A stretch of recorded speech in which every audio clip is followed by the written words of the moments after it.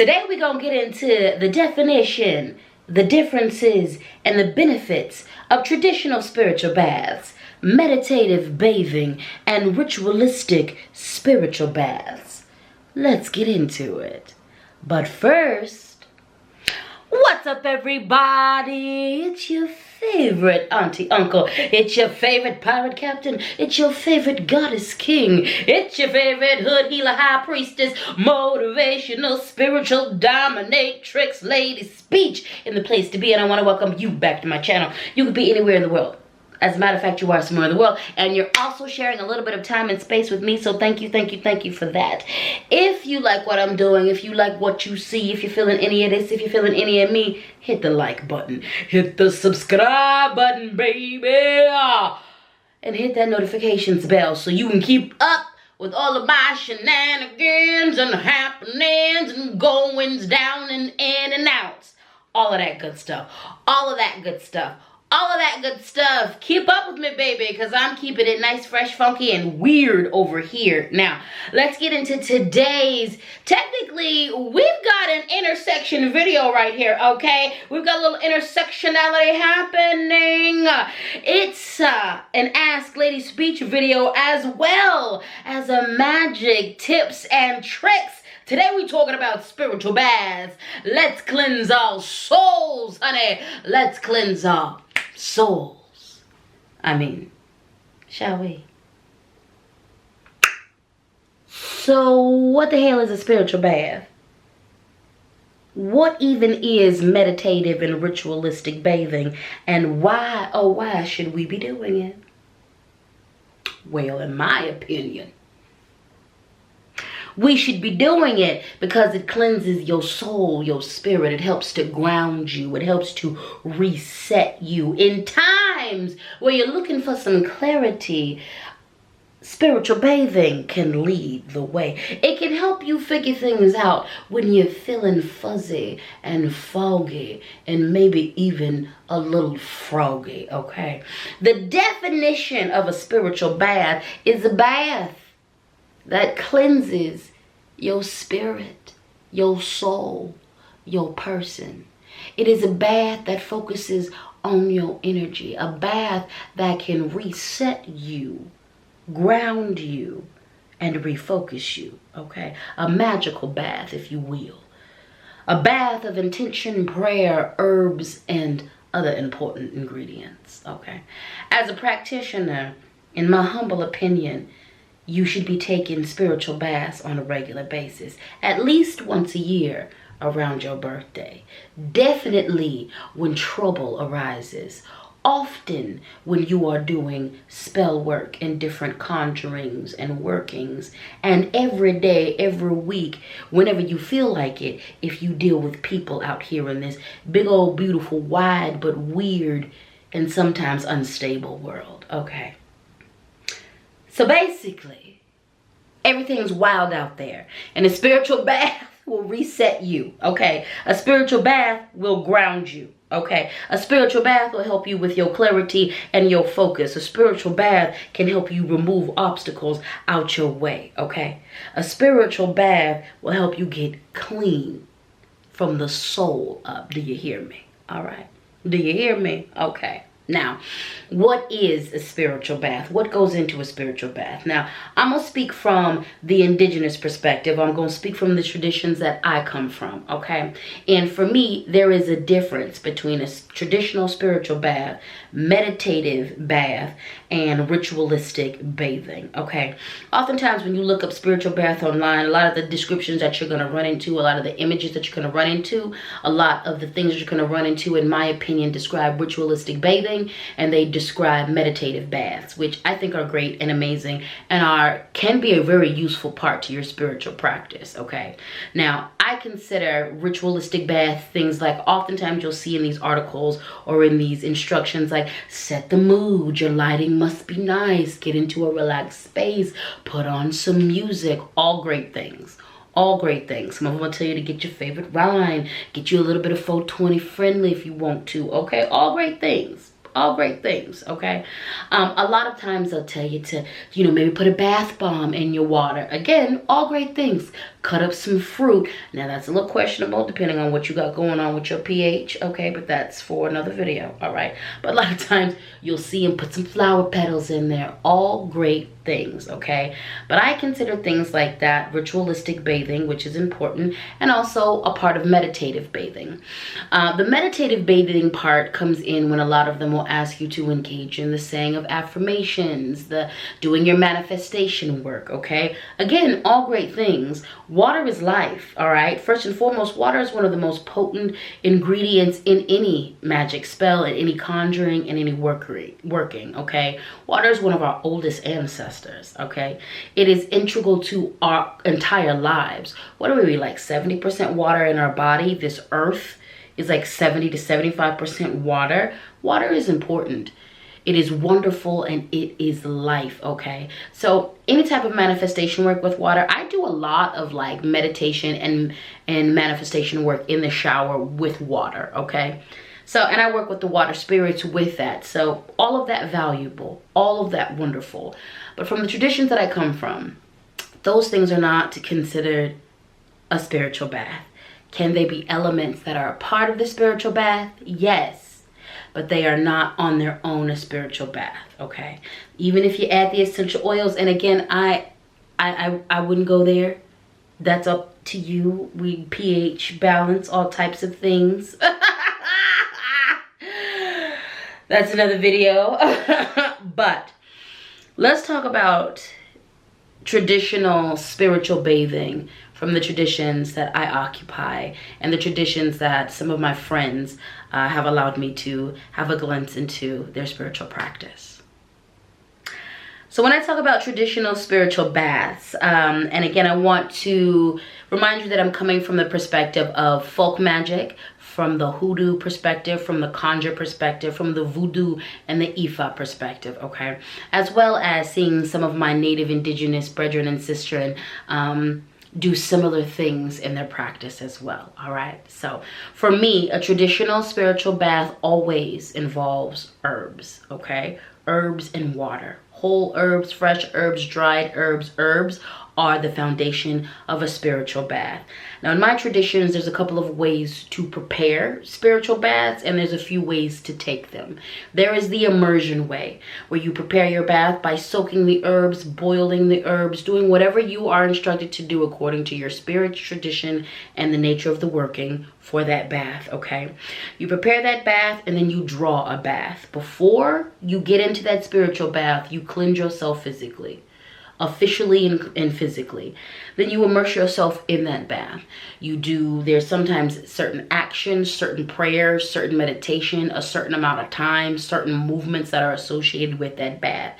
But the point is you immerse yourself in water, okay? You add the prepared water that has the herbs in it to a bath that already has water, okay? There's also baths that are just about the salt in the water, okay? Certain protection baths, that's what it is. Salt has been known for a very long time to be a protective agent, okay?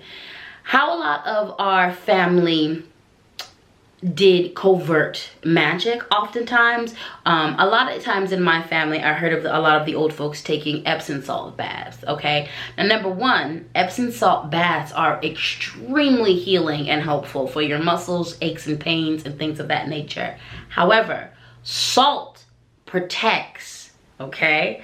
So a lot of our ancestors, a lot of your grandmothers and grandmothers were not only taking the Epsom salt bath for the medicinal aspect of things, they were also taking the Epsom salt bath because salt is a natural protector, okay? And it can be used to repel negative and bad energy and to repel bad spirits and to cleanse you or a space of malevolent evil spirits, okay? So salt and water has definitely been a traditional spiritual bath. I have used regular salt and water when I had nothing else, or when I didn't have a lot of money, or when I was younger, okay? Or even now, because baby, the basics still work, okay? The basics still work. Foundation is foundation, okay? So traditional spiritual baths, from where I come from, oftentimes involve, like I said, fresh herbs, dried herbs, salt, and or waters, okay? So traditional Florida water. Florida water is literally flowered water, water that utilizes different herbs. There are thousands of different recipes for Florida water, okay? There are thousands of different ways to make the Florida water, okay? But oftentimes Florida water has been added. There's been Florida water that has been made specifically for cleansing the person, and most Florida water is about cleansing. To some degree, it's about cleansing. Now, it might be about banishing or protecting, depending on whatever herbs that you have in there. It may be about attracting love, but for the most part, waters and Florida water is the basic element in that is cleansing. So adding Florida water to a bath, okay? Or cleansing with the Florida water. Hello. Taking a spiritual whole bath with this Florida water. I've had to do that in times we're dealing with a spiritual exorcism. You got to cleanse yourself real quick, take you a little spiritual whole bath with that Florida water, BB, okay? But traditional spiritual baths from the traditions that I've come from and seen others and have participated by invitation in other people's cultures from an indigenous perspective involve herbs. They involve organic materials, okay? Now, going back to these aesthetic baths, these meditative baths, oftentimes you'll see people cut up fruit and things of that nature or use essential oils. I'm going to say this as someone who is getting deeper into my root work and really beginning my study of herbalism. And even before my study of that, y'all need to be careful with adding essential oils and things like that to your baths, okay? You got to think about the fact that you have some delicate parts, okay? You got to think about how those things can alter your pH to a very not cool space, okay? I personally do not take meditative baths with essential oils in them. If you want to utilize essential oils, you can use a burner. I've definitely utilized aromatherapy in meditative baths, but I didn't put them in the bath. I utilized an oil warmer well away from the bath safely so that scent can be in the room, okay? I would not suggest putting essential oils into your bath and bathing in it, okay? As well as even fruit. When we think about the natural sugar content, also the acidity of some fruit, cutting it up sometimes is not the way to go. Now, being initiated into Ifa and also dealing with voodoo and hoodoo and different spirits, there has been times when I'm dealing with a spirit and to get close to them, they've asked for a bath. And so I've made it with fruit, but for the most part, that fruit wasn't cut up. It was literally thrown into the bath whole because it's the essence that we're looking for, baby. It's the energy that we want, okay? And I don't need to cut the orange up in order for the essence of the orange to be in the bath with me. The orange is in the bath with me, we good. I didn't even have to peel it, okay? I didn't even have to peel it. Throw it in whole. Throw it in whole if you can. Throw it in whole if you can. So these are just things to keep in mind. Now, let's talk about why people take spiritual baths, besides the spiritual cleansing aspect of things. Now, these first two I just mentioned, but it's worth going over them again. First and foremost, to spiritually cleanse, to cleanse your aura, to cleanse your spirit, to cleanse your mind, as well as your body and your soul, okay? As we move on all around in this world, we pick up a lot of things from a lot of different people, and sometimes you really just need to get it off you. And one of the best ways to do that is to take a spiritual bath, okay? One of the second reasons why a lot of people take spiritual baths is to connect with their spirits. That could be the water spirits, that could be in your own spirits. I definitely have some spirits that really gather around me when I'm dealing with water, whether it is taking a bath, a shower, at the river. They get really strong at the river, they get really strong at the ocean. But I definitely have some spirits who they love it, they have an affinity for it, and they use it as a channel. So cleansing your spirit, connecting to your spiritual team, are big reasons why people take spiritual baths. Connecting to self. It's a part of spiritual self-care. You know, we usually take baths as a form of self-care, as a form of caring for yourself. So spiritual baths are a form of spiritual self-care. You are cleansing yourself of other people's energy. You're cleansing yourself of your own stagnant energy, because sometimes it be you, baby. Sometimes you the problem. Sometimes you are the one who's bringing the icky, not nobody else. So that spiritual bath helps cleanse, and helps you connect to self. Sometimes a spiritual bath is used as a part of a working. It's part of the spell work that you're doing. It's part of the conjuring that you're doing. It's part of the working, the magical working that you're doing. It requires you to take a bath in order to enhance yourself, in order to hone in on something, in order to attract a certain type of spirit, okay? Sometimes you need to take a spiritual bath to enhance a certain skill set inside of you, or to enhance a certain gift. I've definitely taken spiritual baths that were formulated to enhance gifts that I've had, from clairvoyancy to psychic things to even other gifts that are inside of me. There's spiritual baths that I've taken before speaking engagements, before performances. I'm a big fan. I'm an artist. I'm a performance artist, from burlesque dancer to poet to MC to public speaker. I oftentimes have used the spiritual bath to enhance my confidence, to really enhance my memory before performance. So to enhance a skill set, to enhance something that you already have inside of you, or even to bring it out, or even to help you bring it out if you know this is dormant or latent inside of you and you really want to connect to it. Sometimes taking a series of spiritual baths will help you do just that. People often take spiritual baths to ground themselves. It helps to really center themselves. It helps to bring them back to the earth. It helps to put them back in their body. It helps to put them back in their right mind. I definitely have used a spiritual bath to do just that, okay? Water is one of our oldest ancestors. It's important to us. Our bodies contain a lot of water. It's like 70%, I believe. The earth is made up of a lot of water. Water is life in so many ways, shapes, and forms. When we are in the womb, that sacred water that is within the amniotic sac, water is such a big part of us. And because of that, it is a great tool for channeling. Like I said, I have a connection with certain spirits when I'm showering. All of the clarity, they talk to me so clearly. I see certain things. I'm a channeler anyway, so there's a lot of channeling that happens for me, especially when moving water is involved, when the river's there, the ocean is there. There's a lot of channeling that I hear from the ancestors, the dead, the animal, the humans, all of it. Water speaks so clearly to me, so a lot of folks use it to channel.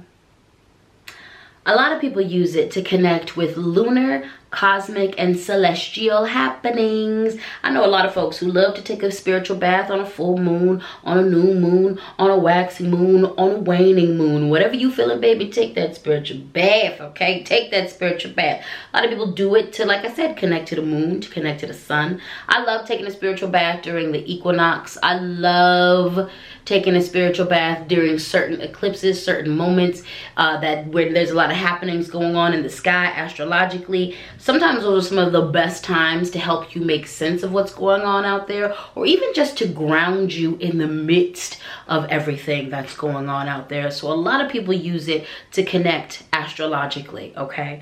I know I like to take a bath, a spiritual bath right on or around my birthday, the day before, the day of, or the day after, or maybe even all three. For me, that's your own astrological big event. It's literally when you entered into this world. So I find taking a spiritual bath on or around your birthday, right around that, is a great way to let go of, to release the last year, to make peace, to set your intentions around healing for what this new year is going to look like, and to really bring it in with some intention.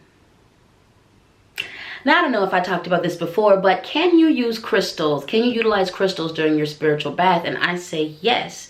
I like to have crystals in the room sometimes, or even along the edge of my bathtub when I'm taking some spiritual baths, especially if it's an immersive bag. Now, here's the thing. Not all crystals are the same. All crystals have different level of hardness. There are some stones I wouldn't put in the tub or around me in the shower. Selenite, for one example, that's a really soft stone, and water can corrupt it easily. So I don't always take all of my stones, and I don't always take my stones into the bath. Every once in a while I will, especially though I do utilize that more if I'm taking a meditative bath. Crystals can serve as a focus for me, and also just honing in on that energy, okay? But I usually like to utilize my crystals outside of the bath because I don't want them to be corrupted. I tend to take very hot showers and very hot baths. So I don't want that humidity corrupting them. I just don't want them ruining the stone. But you can utilize crystals with it. So yes, you can utilize crystals in your meditative and or spiritual baths, but traditional spiritual baths usually do not call for them, okay? If I'm prescribed a traditional spiritual bath, or I am doing the prescribing, I'm usually not one to say, and bring your onyx along for a fun ride. However, you can use it in regards to ritualistic bathing or in regards to meditative bathing. Let's talk about spiritual bathing as it applies to natural bodies of water, okay? So one of the things that I find fascinating is that spiritual bathing happens in many different cultures. And for some folks, spiritual bathing is not just about you bathing the person, it's also about the objects, okay? So I do know that in some Jewish practices, they have a practice where they bathe a lot of the items that they use in the home, and they also bathe themselves in sacred waters, okay? And there are places in traditional Jewish neighborhoods where that they go to, I believe it's called a mikvah, where they can cleanse their items to be used in the home as well as the body. There's different reasons to do that, okay? Especially for women, all right? What is common, I think that it's a thread within some Jewish cultures and subsets in that, is that natural bodies of water can act as a place where spiritual bathing can go down. And in a lot of my traditions, that also works as well, okay? So bathing in the river, going to the river with offerings and intentions. And again, you're not breaking out the soap and the water and your towel and your loofah, okay? But going into the river with prayerful intentions, leaving offerings at the river, and submersing yourself with very intentional and sacred actions in the river can oftentimes count as a spiritual bath. Intentionally entering the ocean with the same energy, bringing offerings, bringing yourself in a very intentional, prayerful way can also count as spiritual baths, okay? I definitely, anytime I connect with the ocean, my first contact with the ocean is a spiritual bath. Them first 15, 20, 30 minutes, that's what that is for me. It is connecting to those spirits. And especially now that I am a student of voodoo and a part of my spiritual court, I contain some very beautiful and wonderful and expansive water loa. That connection to the ocean takes on even more meaning for me, okay? So it is often very much a practice of a lot of traditions to utilize natural bodies of water for spiritual baths. And again, the difference is the intention you're bringing to it, the energy that you're bringing to it. A lot of times the offerings, prayers, and the actions that are in that space and allotted time is what can make that a spiritual bath, okay? And there are some people who believe anytime you make contact with those natural bodies of water, it's sacred, whether you intend it or not. So anytime you're bathing in the river, you're playing in the river, anytime you're in the ocean, it is a spiritual experience. And I actually do get with that. I do. Whether or not you intend it or not, like, water is life, water is sacred, natural bodies of water are holy and sacred. So I operate under the opinion that any contact made with it can definitely cleanse and reset and reground your spirit. Now, if you're checked into that, that's the difference between how much it affects you. But no matter if you're connected to it or not, it's going to do something to you and for you, in my opinion. It's going to do something to you and for you, in my opinion. And that's that on spiritual bathing. I hope this video was super informative and was helpful to whoever it is that is listening to this. Tabitha, I want to thank you so very much for asking this question. It has allowed me to utilize this as a teaching moment, and y'all got a 2-for-1 today because of it. We have a little magic tips and tricks with LadySpeech, as well as a little Ask LadySpeech intersection going on, baby.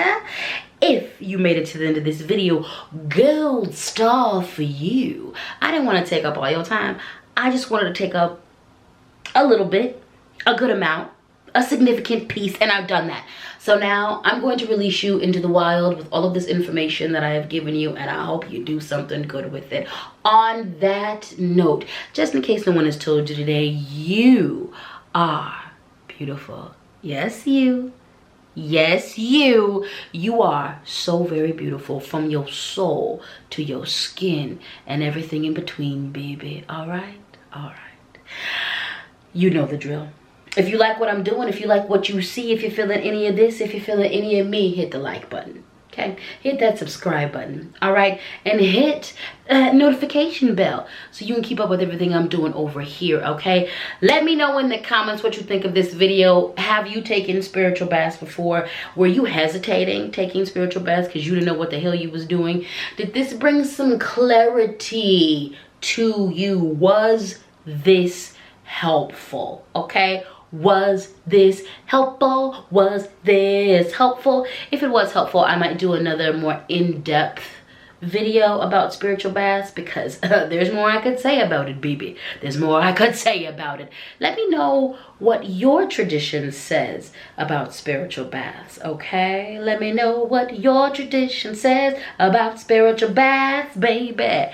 And on that note, it's time to say goodbye. Thank you for your support.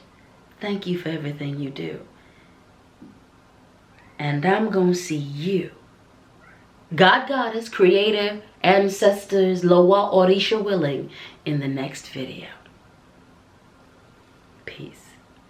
Mwah.